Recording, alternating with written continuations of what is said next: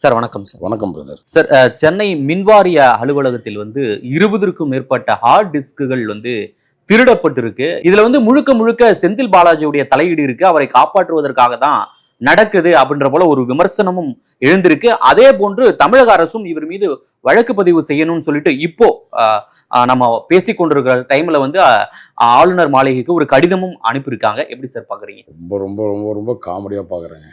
என்ன நடந்ததுன்னே உண்மையாவே சொல்றேன்.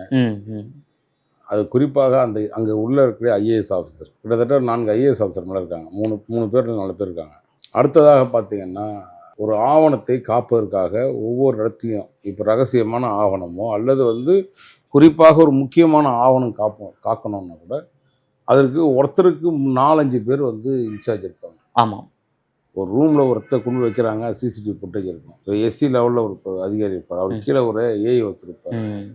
அதுக்கப்புறம் கிளர்க் இருப்பார். அப்புறம் அந்த சம்மந்தப்பட்ட ஓஏ இருப்பார். அவ்வளோ சீக்கிரம்லாம் நீங்கள் கதை சொல்கிறதுக்காக இப்படி சொல்லக்கூடாதுங்க. ஏன்னா நான் இருக்கிற முழு விவரத்தை சொல்கிறேன். நம்ம ஏற்றுக்காதெல்லாம் 2வது விஷயம். நடந்ததை நான் நேரடியாக அங்கே போனேன். சம்மந்தப்பட்டவருடைய புகைப்படத்தை நான் உங்களுக்கு கொடுக்குறேன். நேற்று எக்ஸ்தலத்தில் போட்டிருக்கேன். இவர் தான் அந்த ஹார்ட் டிஸ்கை திருடிய நபர். ஓகே. கோபிநாத்னு ஒருத்தர் கைது பண்ணியிருந்தாங்க. அடுத்து பெங்களூரில் ஒருத்தர் கைது பண்ணியிருந்தாங்க. ஸோ அவர் என்ன விஷயம் நடந்ததுன்னு கேட்டிங்கன்னா, நான் தொடர்ந்து அங்கே போய் நிறைய விசாரித்தேன். அவர் அங்கே பணிபுரியக்கூடிய நபர். அந்த பணிபுரியும் நபர் என்னென்னா ஆரம்பத்தில் எல்லா இடங்கள்லையுமே நடக்கும் அரசு அலுவலகங்களில். ஒரு எக்ஸாம்பிளுக்கு ஒரு விஷயம் சொல்கிறேன். அரசு கார்கள் வாகனங்கள் இருக்குல்ல, அதை ரன்னிங்லேயே வச்சுருப்பாங்க வண்டியை, ஏசி எல்லாம். அதுக்கு நான் சில உதாரணமும் வீடியோவும் நான் தர முடியாது.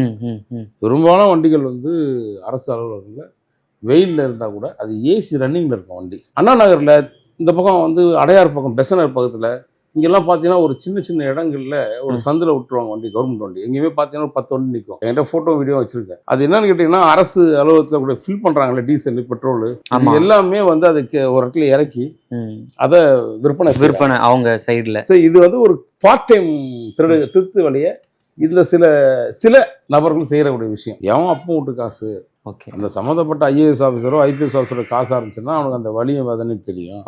அரசாங்க காசு தானே. இப்படி இருக்க காலகட்டத்தில் இந்த ஆட்சி மாற்றம் வந்ததுக்கு பிறகு தாவேகா ஆட்சி வந்த காலகட்டத்தில் நீங்கள் பார்த்தீங்கன்னா மின்சார வாரிய அலுவலகத்திற்கு அமைச்சர் பதவி வந்ததுக்கு பிறகு ஆய்வு பண்ண போறாரு. கடந்த 10 நாளுக்கு முன்பாக நடந்தது.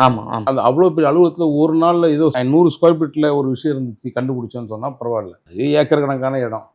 அதில் எல்லா துறையும் ஃபைல்ஸ் இருக்குது. இதில் ஒன்றும் புதுசாக போய் அவர் எங்கேயும் இது பண்ண போகிறதில்ல. சும்மா நிர்மல்குமார் அவர்கள் அமைச்சராக இருந்த தன்னை லைம்லைட்டில் கொண்டு வரணுன்ற எண்ணத்துக்காக பண்ணாரா என்னன்னு தெரியல. உடனே அன்றைக்கி வந்த உடனே நாங்கள் இவரை சஸ்பெண்ட் பண்ணிட்டோம், அவரை சஸ்பெண்ட் பண்ணிட்டோம், இங்கே முறைகேடு நடந்திருக்கு அப்படின்னு யாரை வச்சு சொல்கிறீங்க? உன் பக்கத்தில் இருக்கிறது ஒரு சேர்மன். முதல்ல அங்கே இருக்கக்கூடிய மந்திரிக்கே அதுக்கு பவர் கிடையாது. அந்த அலுவலகத்துக்குள்ளே போய் நின்றுக்கிட்டு அங்கே முறைகேடு நடந்ததுன்னு அங்கே சொல்கிறது அங்கே இருக்கிற ஐஏஎஸ் ஆஃபீஸர் ராதாகிருஷ்ணன் சேர்மனை அசிங்கப்படுத்துறதுக்கு சமம். 2வதாக அதுக்கு மேலே மேனேஜிங் டைரக்டர் இருக்காங்க. பல நல்ல சீனியர் எஸ்சிஸ் ஆஃபீஸர்ஸ் இருக்காங்க. அவங்களுடைய குவாலிஃபிகேஷனை நீ பக்கத்தில் வச்சுக்கிட்டு இங்கே ஊழலே நடந்திருக்குது, எல்லாம் நடந்து போச்சு, முடிஞ்சிச்சுன்னு ஒரு டாக்குமெண்ட்டும் இல்லாமல் நீ பாட்டு அடிச்சு விட்டு போயிட்ட. ஊழல் நடக்கலையான்னு கேட்டீங்கன்னா ஊழல் நடந்திருக்குன்னு நான் சொல்றேன். ஊழல் மிக தெளிவாக நடந்திருக்கு. எல்லா வித நிலக்கரியில ஊழல் நடந்திருக்கு, ஸ்மார்ட் மீட்டர்ல ஊழல் நடந்திருக்கு, கார் ரெண்டல் எடுக்கிறாங்க பாருங்க, அதுல ஊழல் நடந்திருக்கு. ஈபியில செந்தில் பாலாஜி இருக்கும் போது எல்லாமே அந்த காசி பண்ணிருக்காரு. டிரான்ஸ்ஃபார்மர் கூட சிபிஐ கிட்ட இருக்கு வழக்கு, அதுலயும் ஊழல் நடக்குது. ஏல இருந்து இசட் வரையும் ஊழல் தான் சார். நீங்க அங்க வச்சுக்கிட்டு நீ அந்த வார்த்தைகளை நீங்க உபயோகப்படுத்தினீங்கன்னா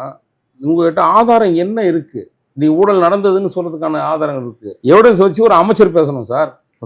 சும்மா பத்திரிகையாளர் மைக் நீட்டினவனு டப்புன்னு ஐயோ ஊழல் நடந்துச்சு, அவன் சஸ்பெண்ட் பண்ணிட்டேன், இவனை சஸ்பெண்ட் பண்ணிட்டேன்னு சொல்லிட்டீங்க. அது எவ்வளவு பாதிப்பை உருவாக்கும் அப்படின்றது தெரியல. ஏன்னா இந்த அறியா வயசு தெரியாத சம்பவத்தை செஞ்சா பரவாயில்ல. ஓரளவுக்கு நிர்மல்குமார் வந்த கட்சி அமமுக, அதுக்கப்புறம் பிஜேபி, அப்புறம் அதிமுக, அதுக்கப்புறம் தாவேக்கால உட்காந்துருக்காரு. அந்த பயலுக்கு தான் சும்மா தாவே இருக்காரு, பாதி பேருக்கு தெரியாது. அவன் ரசிகனா இருந்தவன் வந்துட்டான். உனக்கு என்ன பிரச்சனை? உனக்கு பேசிக் நாலேஜ் தெரியணும்ல. உனக்கும் அங்கே போனதுக்கு அப்புறம் இல்லைன்றதுதான் எனக்கு தெரிய வருது. நம்ம நண்பர் தான் நம்ம நிர்மல்குமார். என்ன சொல்றது, ஒரு பரபரப்பா இருக்கணும்ன்றதுக்காக, எப்பவுமே லைன் லைட்ல இருக்கணுன்றதுக்காக நீங்க தான் சார்ந்த நிர்வாகத்தையும் சேர்த்து கேவலப்படுத்தி இருக்கிறீங்க ஊழல். அடுத்ததாக பார்த்தீங்கன்னா ஒரு நாள் திடீர்னு தமிழ்நாட்டில் பல இடங்களில் கரண்ட் கட்டு. இது உடனே என்ன பண்ண ஆரம்பிச்சாங்க தாவேக்கால அப்படின்னு பார்த்தீங்கன்னா, அது குறிப்பாக அமைச்சர் நிர்மல்குமார் அவர்கள் பண்ண விஷயம் என்னன்னு கேட்டீங்கன்னா, இது திமுகவின் சதி, அதிமுகவின் சதி. ஒரு சின்ன விஷயத்தை அதில் என்ன தப்பு நடந்திருக்குன்னு சுத்தமாவே இவருக்கே தெரியல. அந்த கரண்ட் பவர் கட்டுக்கு முக்கிய காரணமே கருணாநிதி, ஜெயலலிதாவோ செத்து போனவங்க யாரையுமே காரணம் கிடையாது. உண்மையான காரணம் என்னன்னு கேட்டீங்கன்னா, இவர் உள்ள வந்த உடனே நிலக்கரி கொள்முதல் பண்றதுல எல்லாத்தையும் ஊழல் இருக்குன்னு சொல்லிட்டு மொத்தமா அந்த 10 நிறுவனத்தையும் தடை பண்ணிட்டார். தடை பண்ணிட்டார் மீன்ஸ் அது எல்லாத்தையும் பிளாக் லிஸ்ட் போட்டு கரண்ட் உற்பத்திக்கு என்ன பண்ணுவீங்க? அந்த மாதிரி பல பிரச்சனைகள், பல மீட்டர்கள், இவ்வளவு சூழ்நிலைகள் இருக்குது. இன்னும் திடீர்னு இவங்க வந்ததுக்கு அப்புறம் தான் சதி நடந்துச்சு அப்படின்ற மாதிரி நிர்மல்குமார் பேசியது மிக மிக தவறு. அவருடைய பதவிக்கு அது உகந்ததல்ல. ஒரு தரந்தாழ்ந்து செய்யக்கூடிய செயல்பாடை ஒரு அமைச்சர் செஞ்சிருக்கான்றது அடுத்ததா ஒரு விஷயம் நடந்தது. இதெல்லாம் மூணாவதாக இன்னொரு விஷயம். இப்போ நம்ம பேசுனீங்க இல்லையா, இதுல என்ன சார் உண்மையாவே அந்த ஆர்டிஸ்ட் காணாம அப்படி என்னதான் சார் இருக்கு? அது ஃபர்ஸ்ட் ஆஃப் ஆல் அதுல எப்படி என்ன இருக்கு, ஏன் அந்த அளவுக்கு தாக்கத்தை ஏற்படுத்தியிருக்காது? பல இடங்கள்ல நான் அங்க நடந்திருக்க சில முறைகளை நான் தகவல் பெறும் உரிமை சட்டத்துல ஸ்மார்ட் மீட்டர் ஆரம்பிச்சு ஒவ்வொரு அனுபவம் அங்க மொத்தம் 6 நிறுவனமும் கடந்த முறை டெண்டர் எடுத்திருக்காங்க. ஓகே. அந்த கும்பல் அப்படியே திரும்பவும் தாவேக்கால அதே டீம் தான் திருப்பி டெண்டர் எடுக்க போறாங்க. அங்க நடந்த சம்பவம் என்ன சொன்னா, ஆர்டிஸ்ட் காணாம போனதெல்லாம் ஒரு கற்பனை கதையெல்லாம் கிடையாதுங்க. ஆர்டிஸ்ட் காணாம போச்சு. போன ஆர்டிஸ்ட்க்கு எதற்காக காணாம போச்சு, எப்படி காணாம போச்சு, என்ன சூழ்நிலை இருந்திருக்கு அப்படின்னு பாத்தீங்கன்னா, ஆர்டிஸ்ட்க்கு இதுக்கு முன்னாடி என்னமோ இந்த 14 ஆர்டிஸ்ட்ல தான் தமிழ்நாடு மின்சார வாரியமே வேலை செய்தா. லாஜிக் வேணாமா? ஏன் உங்களுக்கு சிஸ்டமேட்டிக்கா இன்னைக்கு எல்லா விதத்திலயுமே சேவ் பண்ணக்கூடிய இடத்துல ஆப்ஷன் வந்துருச்சு. நீங்க இங்க தட்டினா ஃபாரின்ல கூட தெரியும் உங்களுக்கு அந்த சாஃப்ட்வேர் என்ன இருக்குதுன்னு. அந்த மாதிரி ஒரு ஆவணங்கள் காணாம போனது உண்மை. ஆனா அவன் ஒரு சில்லி திருடன். அந்த நபர் நான் இந்த படத்தை போடுறேன்னு சொன்னேன், இவன் சில்லி திருடன். இந்த சில்லி திருடன் கைது செய்யப்பட்டு அவன் பார்ட் டைமுக்கு செலவுக்கு ஆர்டிஸ்ட்க்கு மட்டும் இல்ல, அந்த மாதிரி நிறைய பொருட்களை திருடி கொண்டு போய் விற்கிறவன் தான் இந்த நபர். அவனுக்கு எதுவும் உள்நோக்கம்லாம் கிடையாது, எந்த உள்நோக்கமும் கிடையாது. எனக்கு அந்த அதிகாரி சொன்னதுதான் சார் ஞாபகம் வந்துச்சு. சார், ஒரு ஆர்டிஸ்ட்க்கு காணாம போனது திருட்டுத்தனமான வேலை. இது ரெகுலரா எல்லா இடத்துலையும் திருடுறது, விஜிலன்ஸ் பார்க்கணும், ரிப்போர்ட் போடணும், ஏதாவது லஞ்சம் வாங்கினா விஜிலன்ஸ் ரிப்போர்ட் போடணும், இவ்வளவு விஷயம்லாம் இருக்குது. ஏன் சார் ஒரு விஷயத்த நாங்க உடனே புகார் கொடுத்துட்டோம். அந்த புகார்ல அந்த ஆர்டிஸ்ட்ல இருந்து தான் இருக்கணுமா? அந்த ஆர்டிஸ்ட்க்கு தவிர மீது எல்லாத்துலயும் சிஸ்டமேட்டிக்கா பண்ணி வச்சிருக்கோம். எல்லாத்துலயுமே நீங்க ஈஸியா கண்டுபிடிச்சிடலாம். நீங்க ஆர்டிஸ்ட்ல இருக்கிறத மட்டும் தான் ஊழல் கிடையாது. அதுல அப்படி ஒரு விஷயமே கிடையாது. ஆர்டிஸ்ட்க்கு சில ஆவணங்களை காப்பு வச்சிருக்கோம். ஆனா இதெல்லாம் இதுல முறைகேடு நடந்துச்சு, அதுல வாங்குற பர்ச்சேஸ்ல வந்துருச்சு. இல்ல, ஏன்னா இதை தொடர்ந்து இந்த விஜிலன்ஸ் ஆபீஸ்ல இருக்கக்கூடிய அந்த மின்வாரியம் டிஜிபி அலுவலகத்திலையும் அதே போல ஆர்டிஸ்ட்கள் காணாம போனதா செய்திகள் வருது. ப்ராப்பரா நான் சின்ன எக்ஸாம் சொல்றேன். நான் இந்த ஒரு 4 மாதத்துக்கு முன்னாடி, ஒரு கைதுக்கு முன்னாடி நான் ஒரு ஆர்டிஸ்ட் வாங்கி வச்சுட்டு போனேன் ஆபீஸ்ல. எத்தனை பேர் போறாங்க, ஏதோ இடத்துல இந்த ஆர்டிஸ்ட் இப்ப காணும், உண்மையாவே காணும். நான் சொல்றது உண்மையாவே ஆர்டிஸ்ட் காணுமா, இல்ல அருண் அனுப்பி ஆட்டையை போறதுக்காக யாராவது ஆரோக்கியன்றவன் டிசி அமைச்சு திருட்டு போயிட்டானான்னு தெரியல. உண்மையாவே இது காணாம போச்சு. எனக்கு அப்படியாப்பட்ட இடத்துல ஒரு பெரிய இடங்க கண்ணாமண்ணான்னு போட்டு வச்சிருக்கானுங்க. நீங்க போய் நீங்க அந்த அலுவலாம் போய் பார்த்துருக்கீங்களான்னு தெரியல. நீங்க எந்த ஆவணம் வேணும், எந்த ஃபைல் எங்க இருக்குன்னு சொன்னீங்கன்னா யாராவது பார்த்தா சிசிடிவி கிடையாது, ஒண்ணும் கிடையாதுங்க. அரசு அலுவலகத்துல கொண்டு போய் மொத்தமா தீட்டு வந்துடலாங்க. அந்த மாதிரி எவ்வளவோ ஃபைல். நான் எக்ஸாம்பிள் இப்போ சொல்றேங்க. நான் உதாரணத்துக்கு சைதாப்பேட்டை நீதிமன்றத்தை 4 நாட்கள் முன்னாடி சொல்றாங்க, நிறைய ஃபைல்கள் காணாம போச்சுன்றாங்க.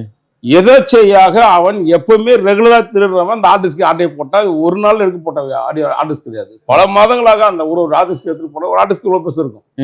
நீங்க தூக்கி ஒண்ணுமே வயிற்று வச்சுட்டு போக முடியாது. புரியுதுங்களா? நம்ம ஒன்றும் அவ்வளவு குழந்தைங்களும் கிடையாது, பார்க்காம இருக்க முடியாது. ஸோ அங்க எல்லாரும் காவல்துறை சார்ந்தவர்களும் விஜிலன்ஸ் அமைப்புகள் எல்லாமே இருக்கு, பிஆர்ஓ அமைப்பு இருக்கு காவல்துறையில, எல்லாம் பார்த்துன்னு தான் இருப்போம். ஸோ லிஃப்ட்ல வரணும்னா நீங்க ஒரு 2 லிஃப்ட் தான், ஒன்று இந்த பக்கம் லிஃப்ட் இருக்குது, இன்னொன்று ஆஃபீஸர்ஸ் போற லிஃப்ட் இருக்குது. இதெல்லாம் முட்டாள்தனமாக இவர்கள் சிபிஐ வரையும் கொண்டு போய் நிற்க வச்சு தான் சொல்றேன். இந்த ஊடகம்ன்றது என்ன எதை சொன்னாலும் போட்டு போடுவான்னு தெரியல. நிர்மல்குமார் செய்கின்ற சில்லறைத்தனமான வேலைகளை தயவு செய்து நம்பி விடாதீர்கள். உண்மையாவே ஒரு பப்ளிசிட்டி பைத்தியத்துக்காக வேலை செய்யற விஷயம் தான் நான் நினைக்கிறேன். இதை தொடர்ந்து செந்தில் பாலாஜி இந்த சம்பவம் வெளியான பிறகு செய்தியாளர்களை சந்திக்கிறாரு. இந்த மின்வெட்டை மறைப்பதற்காக தான் இந்த இது நடக்கு அப்படின்ற போல. அந்த மின்வெட்டுடைய அது நான் கடந்த முறை சொன்னேன். மின்வெட்டுக்கு என்ன காரணம்? சில அத்தியாவசிய பொருட்கள் நமக்கு சேரல. நம்முடைய அமைச்சர் முதிர்ச்சி இல்லாம சில விஷயங்கள் செஞ்சுட்டாரு. நான் கூட பெருசா மூல காரணம் நினைச்சேன். ஐயோ, இது மூல காரணம் இல்ல, வேலை காரணம் இல்ல, இது வெஸ்ட் அப்படின்னு தெரிஞ்சு போச்சு. ஓகே. ஸோ அதனால இப்படி ஒரு அமைச்சரே தவறா போய் எல்லாத்தையும் எடுத்து சொல்றது, இந்த மாதிரி பொய்யான விஷயத்த பரப்புறது அவருடைய பதவிக்கு அது தகுதி இல்லை, தகுதியான விஷயம் அல்ல. அவரும் தகுதி இல்லாத நடந்துக்க கூடாது. இந்த மாதிரி பப்ளிசிட்டி தப்பா பண்ணி தயவு செய்து முட்டு சந்திர கொண்டு உட்கார வச்சிடாதீங்க நம்முடைய தமிழக முதலமைச்சர் விஜய் அவர்களை. விஜய்க்கு இந்த இது போன்ற சில்லித்தனமாக நடக்கக்கூடிய விஷயம் எல்லாம் போறதுக்கு இல்லைங்களா? கண்டிப்பா போகணுங்க. ஐயோ இப்போ நான் 2-3 விஷயங்களை பார்த்தேங்க. இதே தியாகராய நேரில் நேற்று ஒரு 3 நாள் முன்னாடி ஒரு அமைச்சரை பார்த்தேன். அவர் இங்க கெஸ்ட் ஹவுஸ்ல இருக்கிறாரு. அவர் அங்கே நடக்கிற சங்கதியெல்லாம் பார்க்கும்போது சங்கடமாக தான் இருக்குது. சரி என்ன பண்ணுறது நம்மளுக்கு, சரி நம்ம இப்போ வந்துட்டா உடனே இந்த நம்ம ஆளுங்க விர்ச்சுவல் வாரிசு நம்ம தானமோ, நான் என்னமோ விஜய்க்கு அவருக்கு வேண்டாத மாதிரி நம்ம ஆரம்பத்திலே சொல்கிறது தாங்க. இந்த அதிகாரிகளும் அமைச்சர்களும் தவறான வழிகள் கொண்டு போகாமல் பார்த்துக்குங்க. மீண்டும் மீண்டும் சொல்கிறோம், ஒரு குறிப்பிட்ட சில அதிகாரிகள் தவறான பாதையில் கொண்டு போய் இந்த ஆட்சியை முட்டு சந்திர விட்டுறக்கூடாதுன்றதை நான் ஆணித்தரமாக நம்புகிறேன். நீங்கள் மற்றவங்களுக்கு எப்படின்னு தெரியாது, நான் நெருக்கமாக இருந்த நண்பரை வச்சு சொல்கிறேன். ரொம்ப லேசியாக இருக்கிறாரோ அப்படின்ற மாதிரி இருக்கு. ஓகே, ரொம்ப பாதிப்பு தான், இப்படியே போனா பாதிப்பு இருக்கு. இது தொடருமையானால் அது தாவேகாவுக்கு நல்லதல்ல அப்படின்னு நான் தெரிவிச்சு. சார், அதே போன்று அருண் அவர்கள் லஞ்ச ஒழிப்புத்துறை இயக்குனராக நியமித்ததற்கு பலரும் எதிர்ப்பு தெரிவிச்சிருந்தாங்க. ஆனா இப்ப பார்த்தோம்னா அவரு KN நேரு மீதே அந்த ஊழல் வழக்குல வழக்கு பதிவு செஞ்சிருக்காரு. அதை தொடர்ந்து இன்னைக்கு பார்த்தோம்னா செந்தில் பாலாஜி மீது வழக்கு பதிவு செய்யணும்னு சொல்லிட்டு கடிதம் எல்லாம் அனுப்பியிருக்காங்க. அது எப்படி பாக்குறீங்க? அதை யோகியம் வரா சொம்படுத்து உள்ள வைங்கன்னு ஊர்ல பழமொழி சொல்லுவாங்கல்ல, பார்த்துருக்கீங்க, கேள்விப்பட்டிருக்கீங்களா? கேள்விப்பட்டிருக்கோம். யோகியம் வரா சொம்படுத்து உள்ள வைங்க. ஏற்கனவே அந்த வழக்கு சம்பந்தமாக ஆவணங்களை ஈடியே பலமுறை காவல்துறைக்கு 2 முறை கடிதம்லாம் அனுப்பிட்டாங்க. என்னமோ நேற்று போய் இவர் லஞ்ச ஒழிப்புத்துறை இயக்குனர் அருண் அவர்கள் என்னமோ வந்தவொடனே சிங்கப்படம் 2 நினைச்சிட்டாரான்னு தெரியல. ஒரே நாள் ரைடு, அந்த பக்கம் பிரச்சனை பரபரப்பை காமிச்சிட்டு அப்புறம் நேரு மேலே எஃப்ஐஆர் போட்டேன். நேரு மேலே எஃப்ஐஆர் போகிறதுக்கு முன்னாடி நடந்த சம்பவங்கள் எனக்கு தான் சார் தெரியும். அதில் யார் அவர் மனைவி சார்ந்தவர்கள் யாரிடத்தில் இந்த எஃப்ஐஆர் போடுவதற்கு முன்பாக என்னென்ன ஆவணங்கள் வேணும் வேணாம் இல்லை அப்படின்றத எதிர்த்தரப்புக்கும் அவர் சொல்லி கொடுத்துட்டாருங்க. நீங்க நான் திரும்பவும் சொல்றேன், யாரு அருண் அவர்கள் அதான் திரும்ப சொல்றேன், எனக்கு எந்த விதமான உள்நோக்கமும் கிடையாது.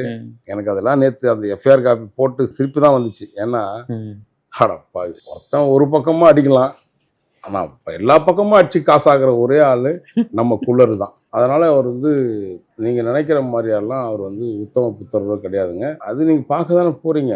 தமிழக முதலமைச்சருக்கு எங்க கொண்டு போய் என்ன மாதிரியான விஷயங்களை வச்சுட்டு வரப்போறாரு இருந்தாலுன்றது தெரியதானே போகுது. இது மாற்றம் எனக்கு பெருசா தெரியலைங்க. எனக்கு என்ன அவர் மேல, விஜய் அவர்கள் மேல மிகப்பெரிய விஷயம் வச்சிருந்தேன்.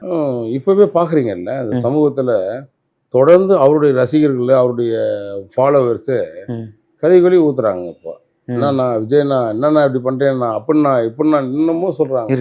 அவருக்கு ஏற்ற மாதிரி தான் சில விஷயங்கள் நடக்குது. நாம சொல்ற ஒட்டுமொத்த அதிகாரியும் நம்ம சொல்லலைங்க, ஒரு சில அதிகாரிகள் சொல்றோம். இந்த அருண் போன்றவர், டேவிட்சன் போன்றவர்கள், ஆரோக்கியம் போன்ற அல்ல கைகள், இது மாதிரியான ஆட்கள் இருக்கதான் செய்வாங்க. நம்ம அது பண்ண முடியாது. விஜய் ஜாக்கிரதையா இருக்கணும். விஜய் அவர்கள் ஜாக்கிரதையாக இருக்கணும். மக்கள் ஆர்வத்தோட வாக்குகள் அளிச்சு இதுவரையும் தமிழகத்தில் நடக்காத ஒரு சாதனையை செய்து கொடுத்த இந்த தமிழக மக்கள் தயவு செய்து அந்த மக்களுக்கான ஆட்சியை நடத்துங்க சிஎம் சார் தான் நான் வேண்டுவேன். ஏன்னா இந்த மக்கள் வெகுளியத்தனமான மக்களுங்க. நம்பினா ஒட்டுமொத்தமா நம்புறான், இல்லைன்னா மொத்தமா வச்சு செஞ்சு அனுப்பிச்சிடுறான். அப்படியாப்பட்ட மக்களுக்கு நீங்க இன்னைக்கு எத்தனை விமர்சனங்கள் வந்தாலும் தாங்கக்கூடிய சக்தியை நீங்க முதல்ல உங்க அதிகாரிகளுக்கு சொல்லுங்க. எல்லா இடத்துலயும் இப்போ மறுபடியும் ஆரம்பிச்சிட்டாங்க இந்த அதிகாரியுடைய ஆதிக்கத்தை. அது எங்க போய் முடியும்னு தெரியல. அது எப்பவுமே தாவேக்காக்கோ அல்லது விஜய் அவர்களுக்கோ எப்பவுமே ஆபத்தை தான் உருவாக்கி கொடுக்கும். நல்லதொரு ஆட்சி கொடுத்தால் அந்த நாடு உங்களை எப்பவுமே போற்றும். இல்லை என்றால் உங்களை எந்த மாதிரியான வார்த்தைகளை வசைப்பாடுவார்கள் என்பது நீங்கள் பொறுத்திருந்து நீங்களே காத்திருந்து தெரிந்து கொள்வீர்கள்.